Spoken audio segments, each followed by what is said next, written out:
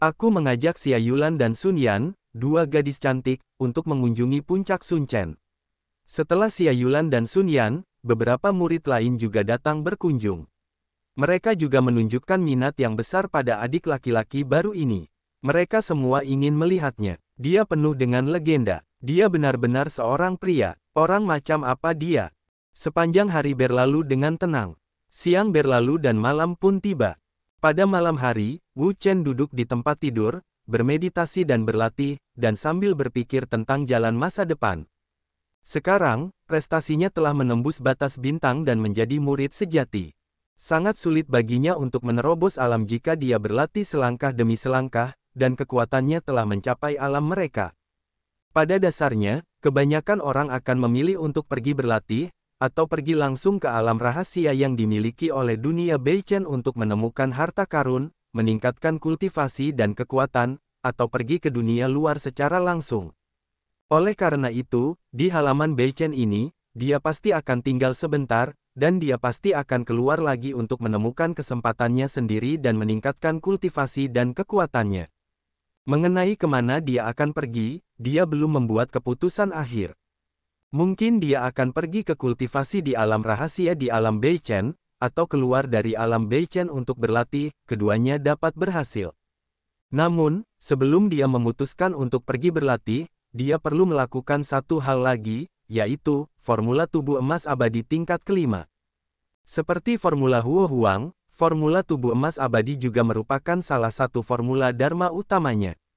Untuk formula Dharma ini, dia sangat menyukainya, yang dapat memaksimalkan pertahanan tubuh dan pentingnya pertahanan. Bagi para biksu, itu adalah tidak perlu dikatakan lagi bahwa jika kita memiliki pertahanan, kita akan menunggu kehidupan lain. Saya ingat terakhir kali saya memecahkan formula tubuh emas abadi, itu setahun yang lalu. Setahun yang lalu, ketika dia masih di Kekaisaran Feng Yun di wilayah Hengling, dia telah menembus formula tubuh emas abadi tingkat keempat. Sekarang sudah setahun sejak dia tinggal di tingkat keempat. Sudah waktunya untuk berlatih formula tubuh emas abadi tingkat kelima.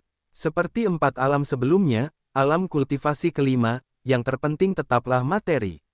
Ini adalah pelataran Beichen. Anda dapat menemukan banyak hal di pelataran Beichen. Jika Anda memiliki nilai kontribusi yang cukup, Anda dapat menukarnya dengan titik. Oleh karena itu, sangat tepat untuk mempraktikkan formula tubuh emas abadi tingkat kelima sekarang.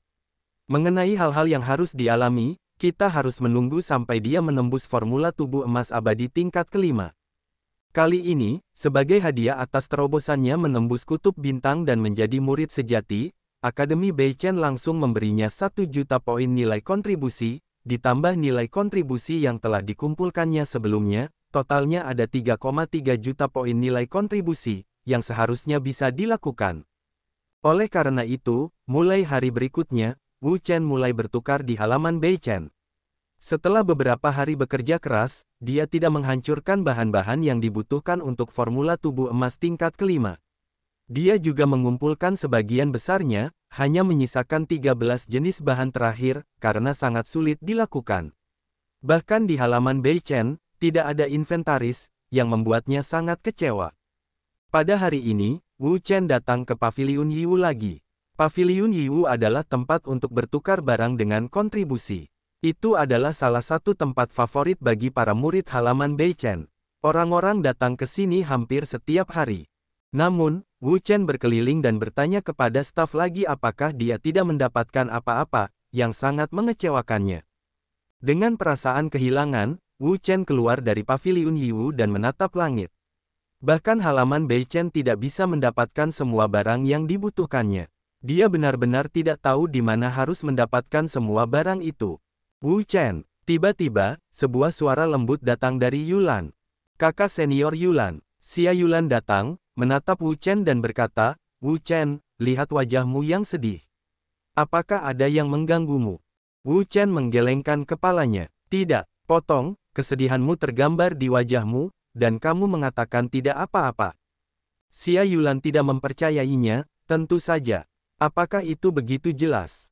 Wu Chen menyentuh wajahnya, sedikit curiga. Katakan padaku, mungkin aku bisa membantumu. Wu Chen mengerutkan kening. Sekarang setelah Xia Yulan melihatnya, mengapa kamu tidak mengatakannya? Dia mungkin bisa menunjukkan jalannya sendiri. Bagaimanapun, Xia Yulan telah menjadi murid sejati sejak dia memulai sebelumnya. Pemahamannya tentang halaman Beichen tentu saja tidak sebaik pihak lain. Akhir-akhir ini aku mencari sesuatu yang sulit ditemukan. Xia Yulan berkata, apa yang kau cari? Bukankah kau punya rumah sakit Beichen?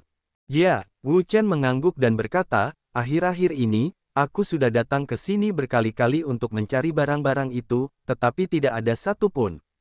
Xia Yulan terdiam. Mendengarkan nada bicara Wu Chen, dia bisa tahu bahwa apa yang dicarinya pasti berharga, tetapi sulit ditemukan. Jika kau tidak dapat menemukannya di sini, mungkin itu sama di seluruh perbatasan Beichen.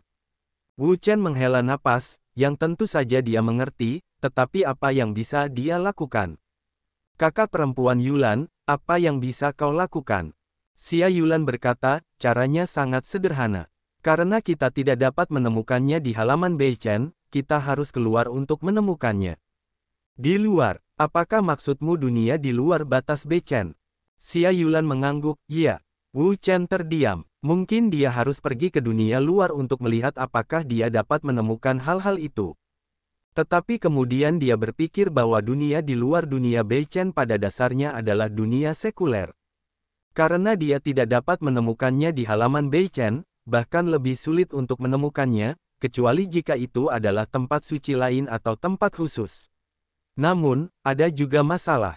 Misalnya, sekte super lainnya tidak diizinkan masuk. Itu masalah besar. Jika orang lain tidak mengizinkan masuk, maka mereka tidak dapat menahannya. Jika Anda mengesampingkan sekte super dan pergi ke tempat lain untuk mencari mereka, itu seperti mencari jarum di laut, dan harapan untuk menemukannya sangat tipis. Tepat ketika dia merasa tertekan, kata-kata Xia Yulan berikutnya membuatnya melihat harapan lagi. Sekitar setengah bulan lagi, Haixi akan dibuka.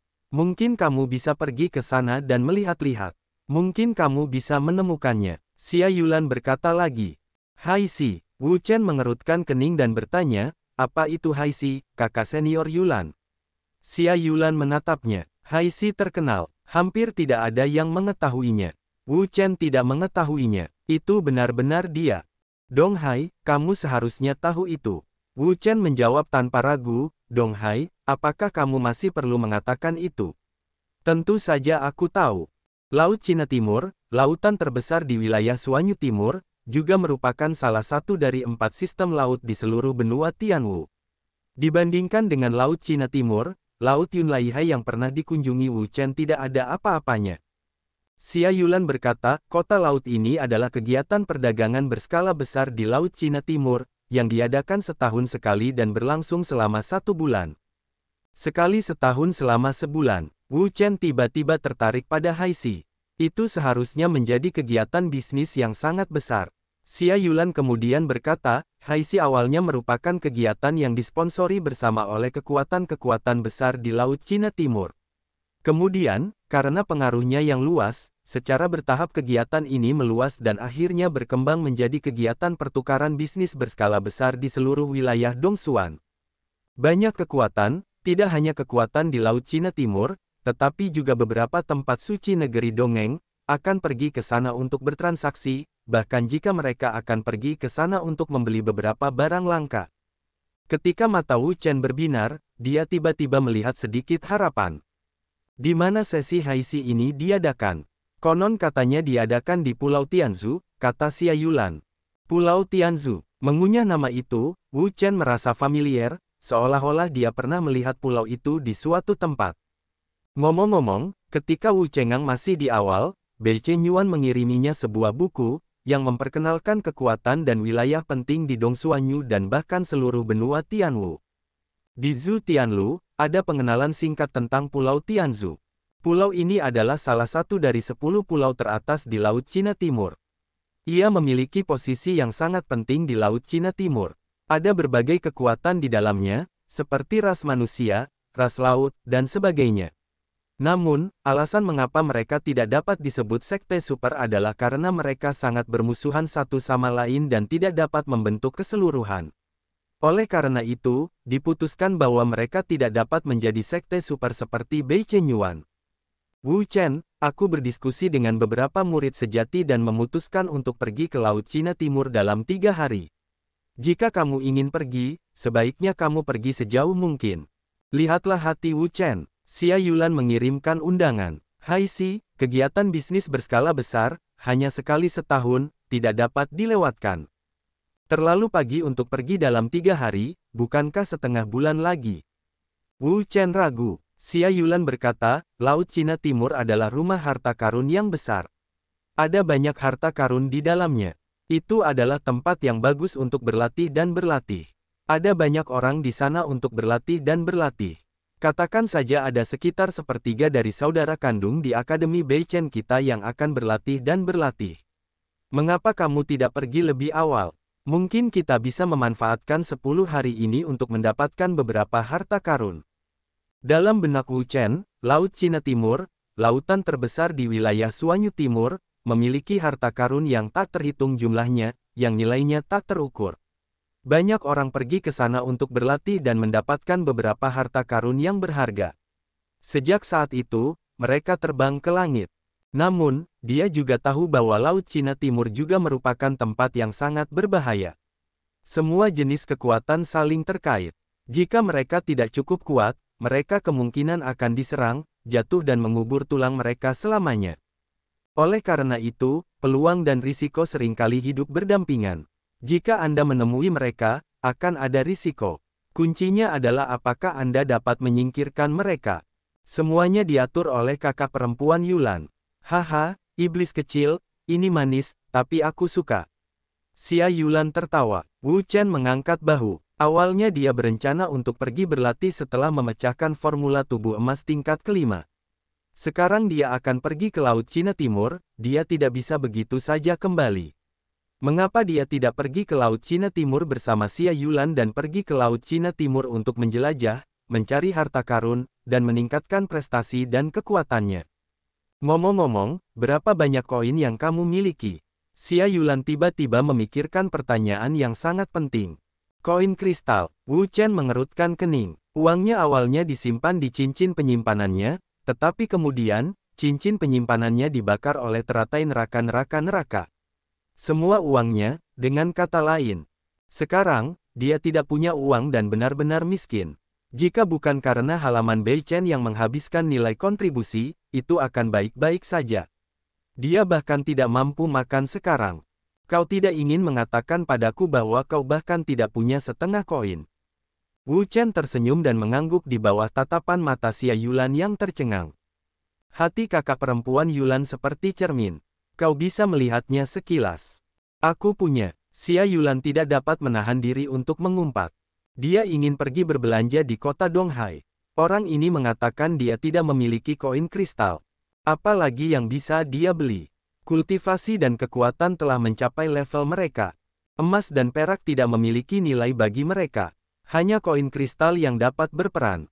Satu koin kristal dapat ditukar dengan 1000 liang emas, yang merupakan mata uang keras untuk komunikasi antara yang kuat di level ini. Wu Chen melambaikan tangannya. Bisakah kamu menyalahkannya untuk ini? Cincin penyimpanannya terbakar oleh api neraka teratai. Kecuali pedang pembunuh naga, tidak ada yang tersisa.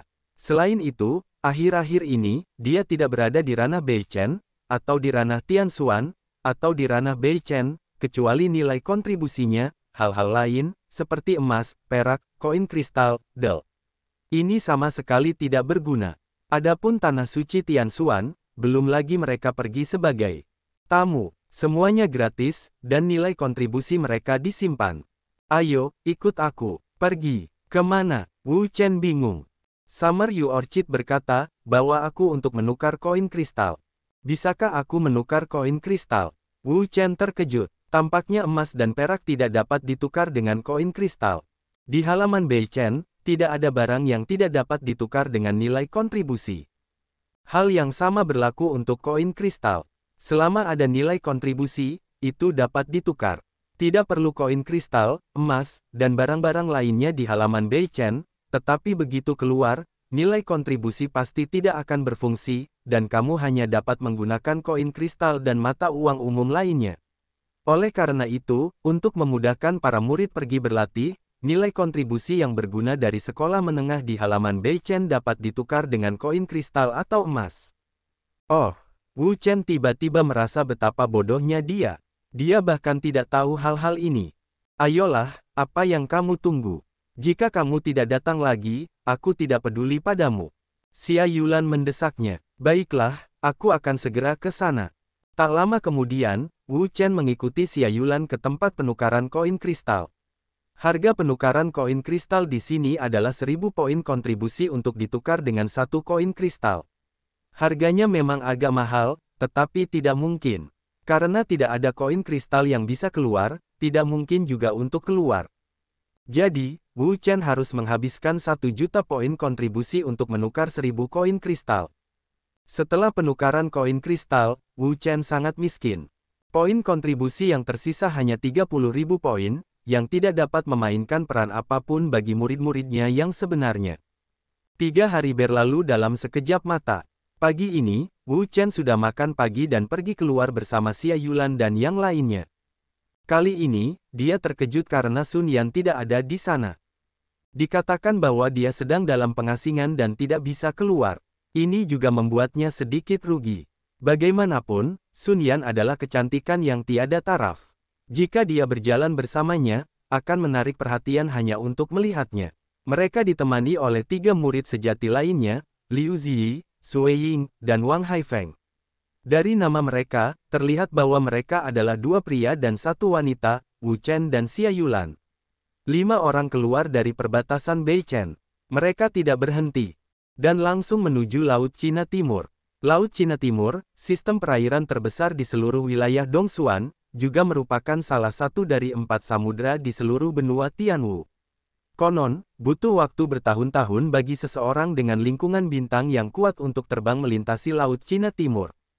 Di Laut Cina Timur, sistem perairannya luas, dan jumlah pulaunya tidak terhitung. Ada sekitar 100.000 pulau yang diberi nama. Ada lebih banyak pulau yang tidak diberi nama. Pada dasarnya, tidak ada yang tahu berapa jumlah pulaunya. Di pulau-pulau ini, ada semua jenis makhluk ajaib. Mereka sangat berbeda dari makhluk di tempat lain. Mereka memiliki semua jenis kekuatan. Mereka kacau dan rumit. Situasinya juga rumit dan mudah berubah. Namun, di Laut Cina Timur, situasinya lebih rumit. Ada banyak jenis makhluk yang berbeda dari manusia. Beberapa dari mereka sangat kuat, hampir tidak lebih buruk dari sekte super. Di air laut-laut Cina Timur, itu adalah dunia orang laut. Orang laut juga dibagi menjadi 369 kelas. Beberapa ras di tingkat raja sangat kuat. Bahkan kekuatan klan seperti Beichen Yuan tidak berani menyinggung dengan mudah. Kalau tidak, begitu mereka marah, energi yang mereka hasilkan sangat besar. Apakah ini Laut Cina Timur? Terlalu luas. Di antara kelimanya, Sui Ying, seperti Wu Chen, adalah yang pertama kali datang ke Laut Cina Timur. Ketika dia melihat Laut Cina Timur, dia benar-benar terkejut. Dia hanya melihat permukaan laut, ombak bergulung, ombak yang mengamuk bergulung, dan langit menggigit bumi. Di hadapan kekuatan seperti itu, tidak ada yang bisa dihentikan oleh apapun, tetapi semua rintangan harus dihancurkan tanpa ampun. Wu Chen melihat bahwa momentum Laut Cina Timur berkali-kali lebih besar daripada Laut Yunlaihai. Tidak peduli dari lebar permukaan laut atau kekuatan angin dan ombak, itu tidak sebanding dengan Laut Yunlaihai. Itu layak menjadi sistem laut terbesar di wilayah Dongsuan. Xia Yulan melihatnya, tetapi hanya berkata dengan ringan, ini adalah gelombang sedang. Apa? Sui Ying terkejut dan berkata, kakak seperguruan Yulan, apakah kamu tidak membuatku takut? Apakah gelombang ini hanya sedang? Liu Ziyi juga berkata, kakak seperguruan Sui Ying, kamu tidak tahu saat pertama kali kamu datang. Aku ingat bahwa terakhir kali kita datang, kita berada dalam periode badai. Gelombang besar itu, yang tingginya 1 kilometer, begitu kuat sehingga kita harus menghindari tepinya yang tajam. Ribuan gelombang tinggi. Sui Ying sangat ganas. Ini adalah badai yang sangat mengerikan. Saya khawatir kehancuran langit dan bumi yang dikabarkan itu berasal darinya. Wu Chen mengangkat bahu, tetapi gelombang ribuan meter itu jauh lebih sedikit daripada gelombang yang ditemuinya di kehidupan sebelumnya. Di kehidupan sebelumnya, ia menghadapi gelombang setinggi puluhan ribu meter, yang digulung cukup untuk menenggelamkan setengah benua, dan kekuatannya cukup untuk menghancurkan semua yang ada di dunia. Bahkan yang kuat di tingkat dewa harus menghindari ujung tajamnya. Jangan menggertak, dan cari pulau dulu.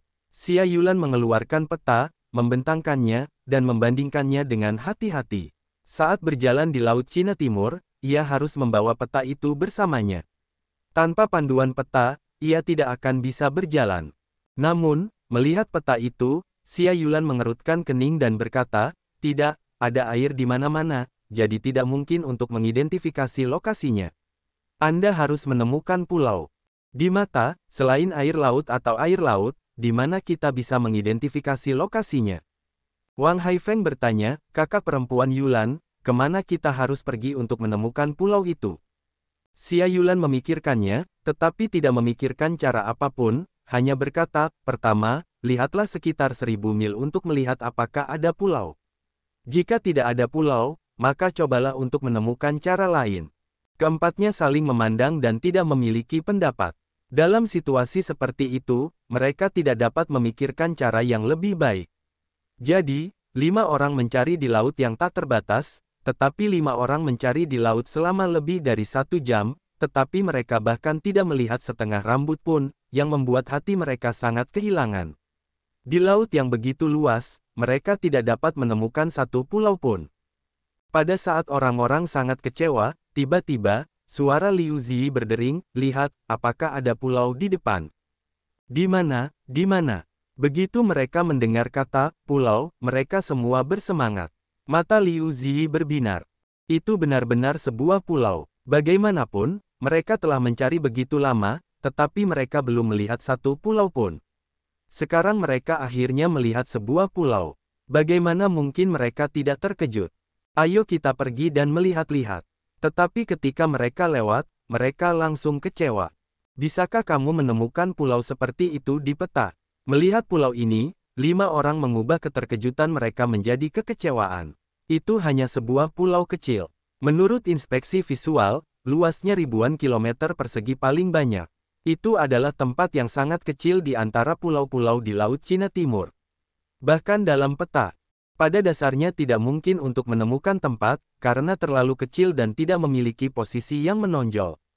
Secara alami, itu ada di laut. Itu tidak akan terekam dalam gambar.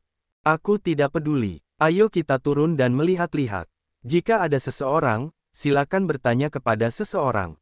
Sekarang, mereka telah mencari di wilayah laut sejauh ribuan mil. Mereka tidak mendapatkan apa-apa. Benar-benar tidak ada cara. Tak lama kemudian, 5 orang tiba di pulau itu. Pulau ini tidak besar, tetapi tumbuhan di pulau itu sangat banyak, pohon-pohon besar menjulang tinggi, menjulang ke awan, berjatuhan. Ada beberapa pohon kelapa di sana. Ayo kita petik kelapa dan hilangkan dahaga kita. Sui Ying menunjuk ke deretan pohon kelapa di pantai. Sekilas, tak seorang pun punya pendapat. Setelah perjalanan yang begitu panjang dan penerbangan yang begitu panjang di laut, wajar saja aku haus. Wu Chen memukul kelapa dari pohon kelapa dan membelahnya dengan kekuatan telapak tangannya. Seketika, aliran air yang jernih keluar. Tanpa berkata apa-apa, dia menundukkan kepalanya dan meneguknya. Enak diminum. Air kelapa itu manis dan lezat.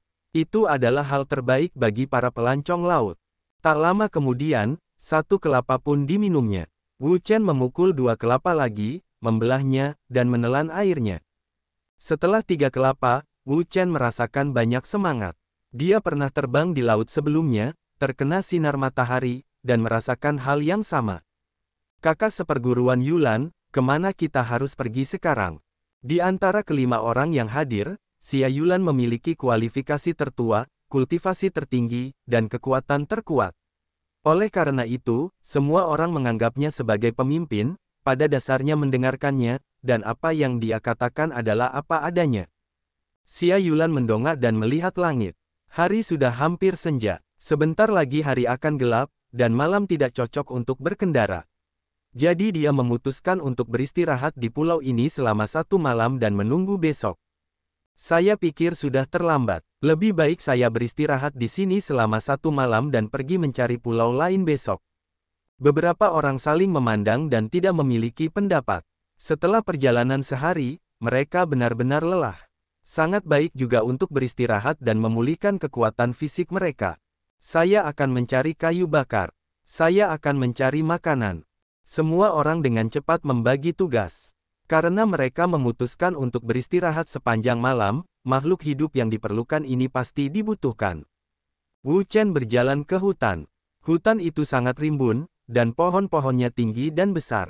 Mudah untuk menemukan kayu bakar. Tak lama kemudian, dia menemukan banyak hal. Raungan. Pada saat ini, tiba-tiba terdengar suara gemuruh. Wu Chen tidak bereaksi. Tiba-tiba, sebuah cakar tajam telah menangkapnya. Kecepatannya luar biasa. Di mana iblis itu? Kekuatan Wu Chen jauh dari yang dulu. Ketika dia minum banyak, dantiannya berputar dan momentum yang kuat keluar, berubah menjadi dinding pertahanan yang kokoh untuk mencegah pasukan asing menyapu. Bang! Cakar itu mengenai dinding pertahanan ini. Kekuatan yang sangat besar membuat seluruh dinding pertahanan bergetar. Namun, dinding pertahanan Wu Chen sangat kuat. Meskipun kekuatan ini ganas, itu tidak dapat dipatahkan. Wu Chen tidak bisa terluka. Makhluk misterius yang tidak tahu apa-apa itu langsung berbalik dan pergi begitu saja. Makhluk itu juga tampaknya melihat bahwa kekuatan Wu Chen luar biasa dan tidak mudah untuk dihadapi. Mau pergi, mungkin tidak. Wu Chen tidak ingin mengacaukan banyak hal. Dia tidak pernah mengambil inisiatif untuk mengacaukan orang lain. Namun, jika orang lain ingin mengacaukannya, dia akan menunjukkan kepada mereka betapa serius konsekuensinya. Jue Phoenix api di tubuhnya bergerak, nyala api membubung, berkibar ke atas, dan dalam sekejap mata melesat ke arah makhluk misterius itu. Raungan. Sebelum makhluk misterius itu sempat melarikan diri, ia langsung terkena api ini. Ia menjerit dan langsung jatuh ke tanah. Tubuhnya bergetar beberapa kali. Ia tergeletak di tanah dan tidak ada gerakan. Wu Chen telah memurnikan teratai neraka sekarang. Dengan bantuan teratai neraka, kekuatan Yujue apinya telah melonjak. Api yang ia dapatkan bahkan lebih mengerikan. Ia dapat dengan mudah membunuh monster level 4 hanya dengan satu serangan. Setelah membunuh makhluk misterius ini, Wu Chen melihat ke bawah dengan saksama. Makhluk misterius itu terkena apinya, dan seluruh tubuhnya terbakar hitam seperti arang. Bahkan dia tidak dapat mengenali makhluk apa itu pada pandangan pertama. Setelah melihat lebih dekat, Wu Chen mengenali bahwa ini adalah makhluk yang disebut kucing rubah hitam. Makhluk semacam ini hidup di dekat laut atau di pulau. Ia termasuk makhluk sosial dan memiliki kepribadian yang garang. Begitu ditatap oleh orang-orangnya, bahkan jika ia adalah biarawan yang kuat, ia adalah makhluk yang sangat merepotkan. Tidak mungkin seekor rubah hitam menyentuhnya sendirian. Pasti ada sekelompok rubah hitam di sekitar sini. Sulit untuk mengatakan kekuatan kucing rubah hitam. Ia dari tingkat pertama hingga tingkat ke-6. Ada perbedaan besar di antara keduanya. Misalnya, kucing rubah hitam ini, menurut perkiraan Wu Chen, adalah monster tingkat ketiga, yang setara dengan biarawan laut spiritual manusia. Wu Chen secara alami tidak peduli dengan kucing rubah hitam. Tingkat ini, ia hanya perlu melambaikan tangannya dengan lembut, yang dapat membunuh area yang luas.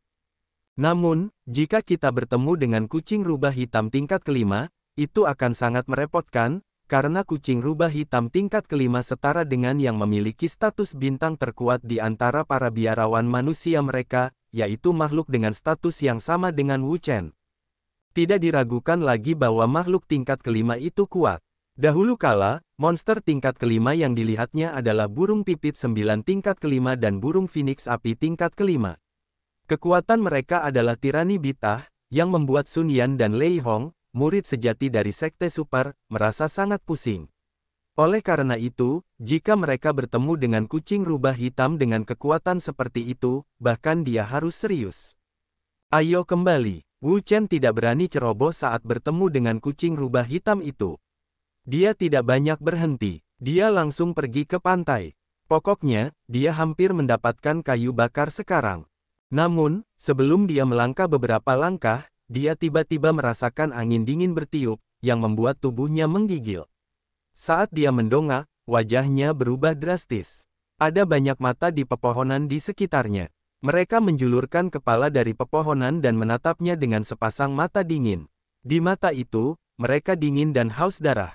Jelas, mereka telah mengunci Wu Chen. Mereka ingin membunuhnya, menangkap darah dagingnya, dan membalas dendam untuk rekan-rekan mereka. Itu agak merepotkan. Jika seekor kucing rubah hitam, bahkan jika itu level 5, dia tidak memiliki banyak rasa takut. Dia memiliki kepercayaan diri pada kekuatannya sendiri. Monster level 5, tidak mudah untuk menghadapinya. Namun, jika ada banyak rubah hitam lain selain rubah hitam level 5, akan sangat merepotkan jika dia ingin bertarung keras. Perlu Anda ketahui bahwa kecepatan rubah hitam sangatlah cepat, bagaikan kilat. Jika mereka terjerat, itu akan menjadi hal yang sangat merepotkan. Sua, seekor kucing rubah hitam melompat dengan desiran, dan kecepatannya sangat cepat. Bahkan Wu Chen hanya melihat kilatan hitam di depan matanya. Kemudian, momentum yang melonjak menyerbu. Itu sangat ganas. Perisai emas. Dalam menghadapi monster kecepatan seperti ini, Wu Chen juga tidak berani bersikap ceroboh. Tanpa berkata apa-apa, dia segera menjalankan formula tubuh emas abadi. Cahaya keemasan yang terang meletus dari tubuhnya, seperti putaran matahari yang panas. Dalam sekejap mata, itu adalah yang menggumpal untuk membentuk perisai emas. Kekuatan pertahanan perisai emas ini jauh lebih kuat daripada dinding pertahanan yang dia kumpulkan sebelumnya, karena formula tubuh emas abadinya adalah cara pertahanan utama, dan perisai emas yang dikumpulkannya dapat disebut pertahanan mutlak. Bang! Cakar tajam itu mengenai perisai emas, dan cahaya keemasan yang cemerlang pecah di perisai emas, seperti percikan emas, tetapi tidak dapat bergerak.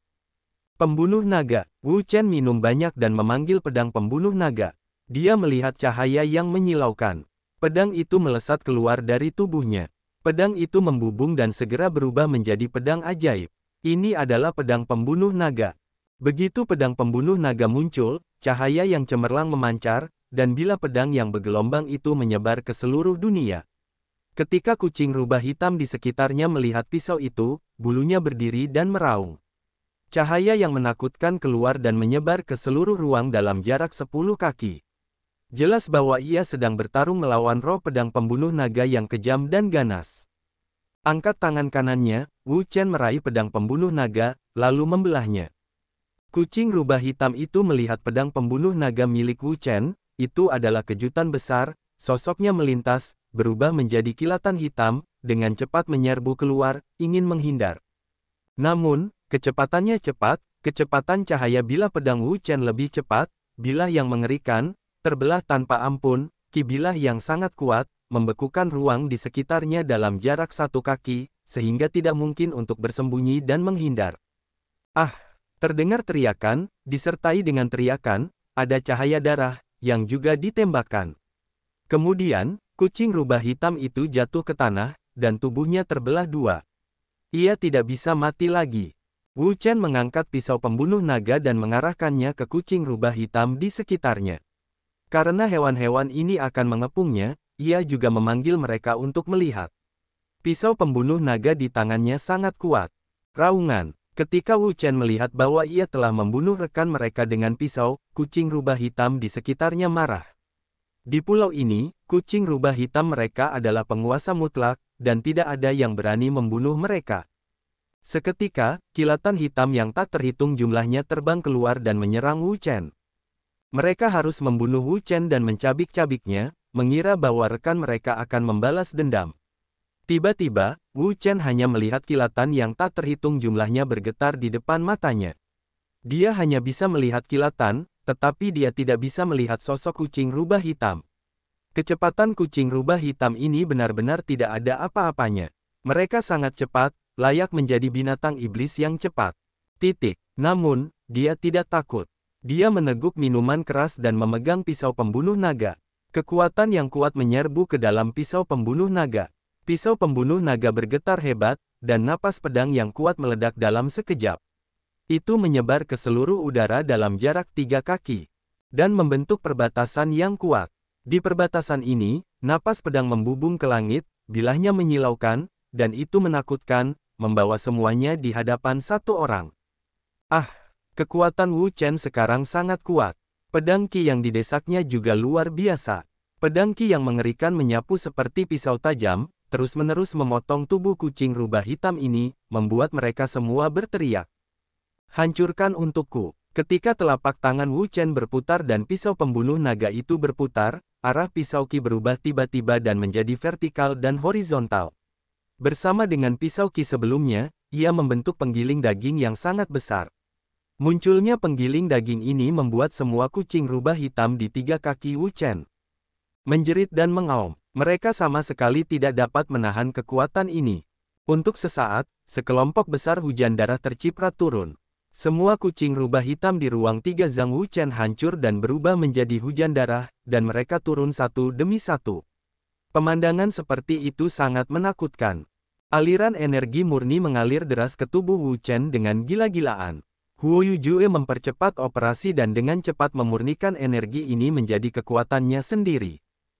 Formula Phoenix Api telah menembus level keempat, dan kecepatan menyerap energi alam telah dipercepat, efisiensinya juga telah ditingkatkan, dan promosi kultivasi Wu Chen juga telah lebih baik. Di tanah, sejumlah besar mayat kucing rubah hitam segera muncul, sebagian besar rusak dan tidak lengkap. Gas darah kental menyebar dengan gila-gilaan. Rubah hitam lainnya takut menyerang Wu Chen lagi. Mereka tampaknya takut dengan pemandangan tragis tadi. Di antara rubah hitam yang dibunuh oleh Wu Chen, tidak ada kekurangan rubah hitam tingkat keempat. Sayangnya, bahkan rubah hitam tingkat keempat bukanlah lawan Wu Chen. Mata Wu Chen tajam dan tajam. Dia melihat kucing rubah hitam di sekitarnya. Pisau pembunuh naga di tangannya bersinar seperti dewa kematian dari neraka. Dia hanya perlu pikirannya untuk bergerak, yaitu membunuh segalanya. Kucing rubah hitam di sekitarnya berhenti, dan tubuhnya gemetar.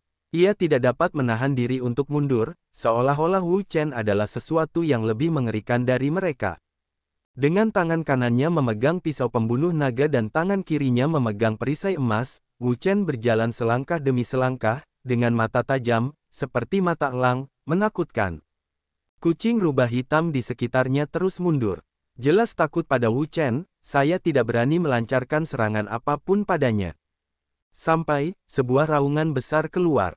Raungan. Pada saat ini, sebuah raungan besar keluar dari hutan lebat. Suara ini sangat besar, seperti naga kuno yang terbangun. Dengan raungan besar ini, ada juga kekuatan super besar, yang jauh melampaui level keempat. Binatang buas level 5. Wajah Wu Chen tenggelam. Dia tidak menyangka bahwa ada monster level 5 di pulau kecil ini. Dapat dilihat betapa mengerikannya Laut Cina Timur. Itu bukan tempat di mana orang biasa bisa berkeliaran. Raungan. Mendengar suara gemuruh yang sangat keras di tengah hutan, kucing rubah hitam yang ada di sekitarnya langsung berhenti, darah memenuhi sekujur tubuhnya, penuh semangat, ia seperti memiliki tulang punggung.